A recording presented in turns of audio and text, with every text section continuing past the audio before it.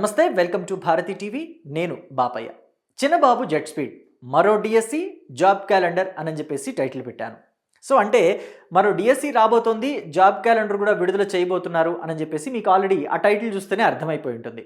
అయితే నాకు మాత్రం ఇక్కడ డిఎస్సి అనే మాట వినిపించిన లేదా జాబ్ క్యాలెండర్ అనే మాట వినిపించిన మాజీ ముఖ్యమంత్రి వైఎస్ఆర్ కాంగ్రెస్ పార్టీ అధినేత జగన్మోహన్ రెడ్డి గుర్తొస్తారు. 2019 ఎన్నికలకి ముందు ఆయన సుదీర్ఘమైన పాదయాత్ర చేపట్టారు. ఆ పాదయాత్రలో యువతని కలిసినప్పుడు లేకపోతే సభలు సమావేశాలు నిర్వహించినప్పుడు ప్రతి సంవత్సరం కూడా డిఎస్సి విడుదల చేస్తాము, అలాగే జాబ్ క్యాలెండర్ కూడా రిలీజ్ చేస్తామని చెప్పారు. మన ప్రభుత్వం, ప్రజాప్రభుత్వం, రాజన్న పాలన వచ్చిన వెంటనే మనం జాబ్ క్యాలెండర్స్ రిలీజ్ చేసుకుందాం.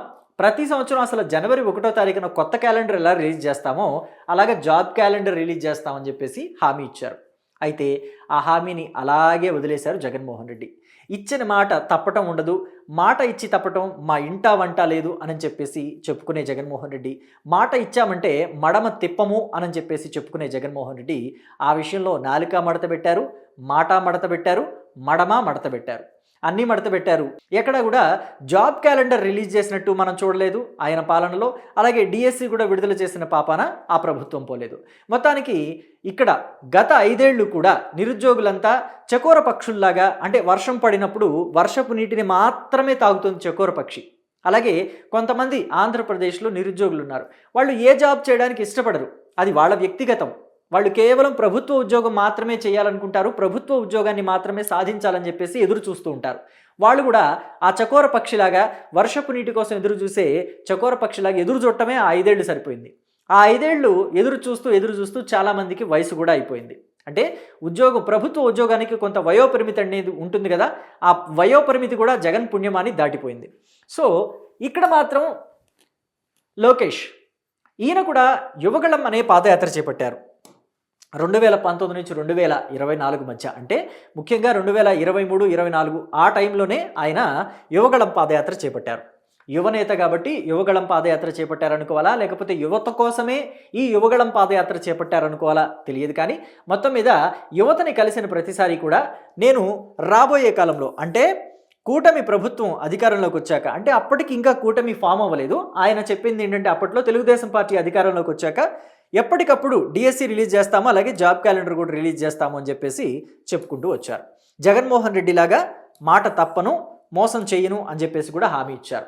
ఆ హామీ ఇచ్చిన ప్రకారమే మరి లోకేష్ నిలబెట్టుకున్నారు. కూటమి సర్కార్ అధికారంలోకి వచ్చిన తర్వాత 2025లో మెగా డిఎస్సి నోటిఫికేషన్ రిలీజ్ చేశారు.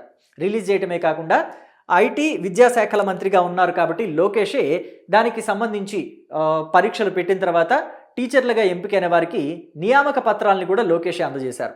ఆ తర్వాత డిసెంబర్కి ముందు కానిస్టేబుల్ ఎగ్జామ్స్ కూడా పెట్టారు.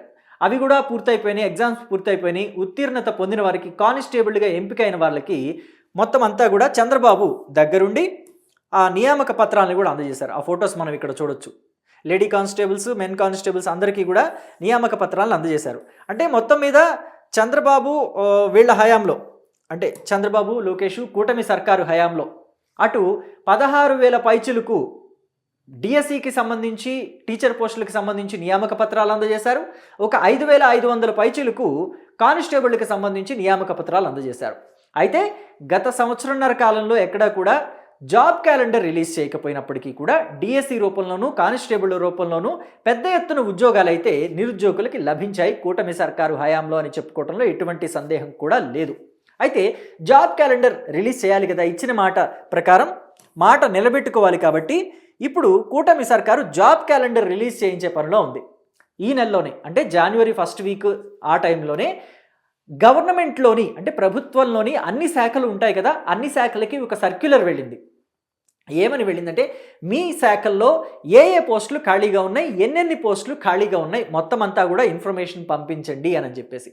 సో అన్ని శాఖల్లోనూ ఎన్నెన్ని పోస్టులు ఖాళీగా ఉన్నాయి, ఏ పోస్టులు ఖాళీగా ఉన్నాయి అని చెప్పేసి మొత్తం ఇన్ఫర్మేషన్ గవర్నమెంట్కి వచ్చాక జాబ్ క్యాలెండర్ రిలీజ్ చేస్తుంది. ప్రతి సంవత్సరం కూడా ఇక మీదట ప్రతి సంవత్సరం జనవరిలో జాబ్ క్యాలెండర్ రిలీజ్ చేసే విధంగా ఒక ప్రణాళికను కూడా కూటమి సర్కార్ ఏర్పాటు చేసుకుంటోంది. కాబట్టి గవర్నమెంట్ ఉద్యోగం మాత్రమే పొందాలి అని చెప్పేసి ఎదురు చూసే వాళ్ళకి కూటమి సర్కారు హయాంలో మాత్రం ఖచ్చితంగా న్యాయం జరుగుతుందే అని చెప్పుకోవచ్చు. ఇక మీదట కూడా ఇదే పంథాని అనుసరిస్తే గనక వాళ్ళకి న్యాయం జరుగుతుంది అని చెప్పుకోవచ్చు. కూటమి సర్కారు ఇచ్చిన మాటను నిలబెట్టుకుంటోంది అని కూడా చెప్పుకోవచ్చు. కేవలం ఇది డిఎస్సి ఎగ్జామ్స్ అలాగే జాబ్ క్యాలెండర్ విషయంలో మాత్రమే కాదు. యువగళం పాదయాత్ర సమయంలో లోకేష్ మరో హామీ కూడా ఇచ్చారు. అదేంటి అంటే ఇక్కడ ఆంధ్రప్రదేశ్లో పరిశ్రమల్ని తీసుకొచ్చి పరిశ్రమల్ని ఏర్పాటు చేసి 20 లక్షల ఉద్యోగాల కల్పనకి ధ్యేయంగా మేము పెట్టుకున్నాము, నా టార్గెట్ 20 lakhs జాబ్స్ అని చెప్పారు. అంటే అందరికీ గవర్నమెంట్ ఉద్యోగాలే రావాలి అంటే కష్టం, అది ప్రభుత్వంతో అయ్యే పని కాదు. అసలు ఇప్పటి వరకు ఉన్న గవర్నమెంట్ ఉద్యోగస్తులకి ప్రతి నెల జీతాలు ఇవ్వడానికి అప్పులు చేయాల్సిన పరిస్థితి ఏర్పడింది. ఇప్పుడు కొత్తగా ఇంకా గవర్నమెంట్ జాబ్స్ రిలీజ్ చేస్తున్నారు, నోటిఫికేషన్లు ఇస్తున్నారు, జాబ్ క్యాలెండర్ రిలీజ్ చేయడానికి రెడీగా ఉన్నారంటే నిజంగా ఈ ప్రభుత్వం సాహసం చేస్తుందనే చెప్పుకోవాలి. అయితే ఇప్పటికీ కూడా వాళ్ళు కొంతమందికి ఏంటి జాబ్ క్యాలెండర్ ద్వారా నోటిఫికేషన్ ఇస్తాము, నియామక పత్రాలు కూడా ఇస్తామని చెప్తున్నారు అని అంటే అది నిజంగా పెద్ద గ్రేట్ థింగ్ అనమాట. అయితే అందరికీ జాబ్స్ అనేవి ప్రభుత్వ ఉద్యోగాలని ఇవ్వటం కష్టం కాబట్టి ప్రైవేటు ఉద్యోగాల మీద చాలామంది ఆధారపడి ముందుకు వెళ్తూ ఉంటారు. ఆ క్రమంలోనే ప్రైవేటు ఉద్యోగాల కల్పన అనేది చేయవలసిన బాధ్యత ప్రభుత్వం మీద కూడా ఉంది. దానికోసం ఏం చేయాలి? పరిశ్రమలను తీసుకురావాలి. పరిశ్రమలు తీసుకొస్తే వాళ్ళు ఇక్కడ పరిశ్రమల్ని ఏర్పాటు చేసుకుంటే ఇండస్ట్రియలిస్టులు వాళ్ళ పరిశ్రమల్ని మన ఆంధ్రప్రదేశ్లో ఏర్పాటు చేస్తే యువతకు ఉద్యోగాలు వస్తాయి. వేరే వేరే రాష్ట్రాలకు వెళ్ళి ఉద్యోగాలు చేయాల్సిన కర్మ మన యువతకు ఉండదు. కాబట్టి ఇక్కడ లోకేష్ అప్పుడప్పుడు ప్రధానమంత్రిని కలుస్తున్నారు కదా, ఎందుకు అని మనం అనుకుంటూ ఉంటాం. దాని ఫలితం ఇక్కడ చూడొచ్చు మనం. గూగుల్ డేటా సెంటర్ విశాఖపట్నానికి రావడానికి లోకేష్ చేసిన కృషి అంతా ఇంతా కాదని చెప్పొచ్చు. ఎందుకంటే ఒక ఇంటర్నేషనల్ కంపెనీ వచ్చేసి మన ఆంధ్రప్రదేశ్లో పెట్టుబడులు పెడుతుంది అంటే ఐటీకి సంబంధించి కొన్ని రూల్స్ అండ్ రెగ్యులేషన్స్ ఉంటాయి. వాటిల్లో అమెండ్మెంట్స్ తీసుకురావాల్సిన అవసరం కూడా ఉంది.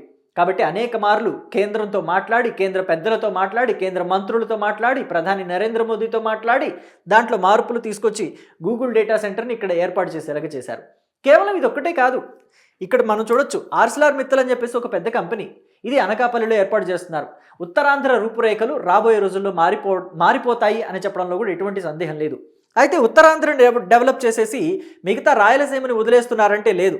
రాయలసీమలో కూడా శ్రీ సిటీ అని అలాగే ఇండస్ట్రియల్ కారిడార్స్ అని ఏర్పాటు చేస్తున్నారు కదా, వాటన్నిటినీ డెవలప్ చేసే పనిలో ఉంది. అలాగే మనకి ఆంధ్రప్రదేశ్లో చాలా పెద్ద కోస్టల్ లైన్ ఉంది. ఈ కోస్టల్ లైన్ని చాలా బాగా ఉపయోగించుకోవచ్చు అని చెప్పేసి చంద్రబాబుకు తెలిసినంతకి ఇంకెవరికి తెలియదేమో. అందుకని చంద్రబాబు ఇప్పుడు ఇక్కడ మన ఆంధ్రప్రదేశ్లోని కోస్టల్ బెల్ట్లో ఉన్న ఏవైతే పోర్ట్లు ఉన్నాయో వాటన్నిటినీ కూడా డెవలప్ చేసే పనిలో ఉన్నారు. కాబట్టి ఈ 5 ఏళ్లలో అంటే 2024 నుంచి 2029 లోపు చాలా జాబ్స్ సృష్టించే అవకాశం కూడా ఎక్కువగా ఉంటుంది అని చెప్పడంలో ఎటువంటి సందేహం లేదు. సో కాబట్టి అందుకే నేను ఈ వీడియోకి చిన్నబాబు జెట్ స్పీడ్ అని చెప్పేసి పెట్టాను. అలాగే మరో డిఎస్సి క్యాలెండర్, జాబ్ క్యాలెండర్ అని కూడా పెట్టాను. సో దీని మీద మీ అభిప్రాయాన్ని చెప్పండి. కూటమి సర్కార్ని గత ప్రభుత్వంతో పోలిస్తే ఎలా అనిపిస్తుంది మీకు? అంటే అటు గవర్నమెంట్ ఉద్యోగాలు కల్పన కావచ్చు, లేకపోతే ప్రైవేట్ ఉద్యోగాల కల్పన కావచ్చు, వీటి మీద మీ అభిప్రాయం ఏంటి? ఎలా ఉంది పనితీరు? ఎలా ఉంది? వాళ్ళు పని చేశారా, లేకపోతే వీళ్ళు పని చేస్తున్న పనితీరు బాగుందా? గత ప్రభుత్వ పనితీరు నచ్చిందా, ఈ ప్రభుత్వ పనితీరు నచ్చిందా? ఉద్యోగాల కల్పన విషయంలో, యువతకు ఉద్యోగాలు ఇప్పించే విషయంలో ఎవరి పనితీరుని మీరు మెచ్చుకుంటారు? మీ అభిప్రాయాన్ని కామెంట్ బాక్స్లో తెలియచేయండి.